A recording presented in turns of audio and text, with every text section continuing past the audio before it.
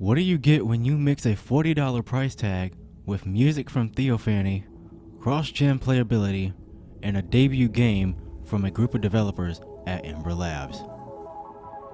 Game of the Year potential. Kena Bridge of Spirits is one of those games that you instantly fall in love with.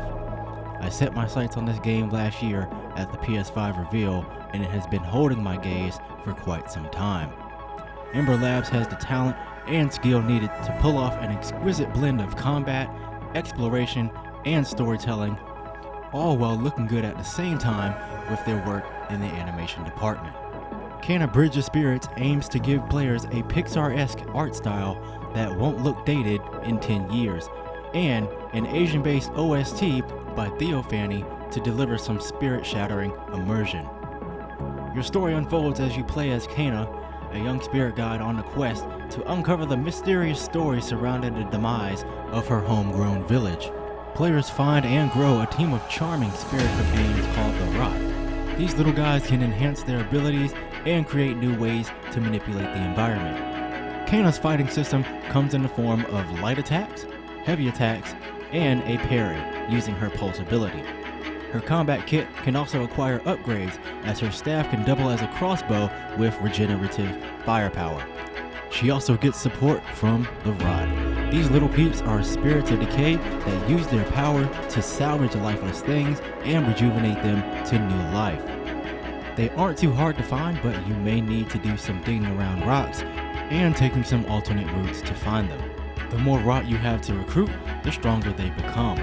These little peeps can also be of aid in a variety of ways, like fights with enemies, moving objects in your path, and assisting you in solving puzzles as you make progress in your journey. As the old saying goes, there is strength in numbers, but the Rot also need one more thing to get going: courage. By defeating enemies, the Rot are empowered to perform tasks like distracting enemies or obtaining various objects that can be of service to you, like blue flowers to restore health. The Rot also have a spirit form you can manipulate using a drop of water. In this form, the Rot can lay the smackdown on enemies, move objects, and pulverize hearts for you to lay the final blow. You can also give the Rot some personal flavor by adding hats to customize their look as you travel. While you're on your heroic quest, you also earn karma to upgrade Kena's kit and gain new abilities. As you can expect, this game is based on the environment and knowing your surroundings.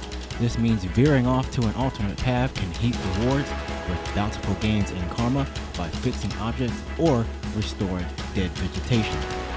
During combat, you'll need to look out for opportunities to utilize the Rot and space out the field of battle as enemies are taking the fight to you. Now, with all the thrilling combat, immersive sound design, and beautifully rendered animation, there has to be a good story to put the cherry on top. While you go through the game, you'll start to find Taro's hidden relics that provide some history into what happened to him and his relatives.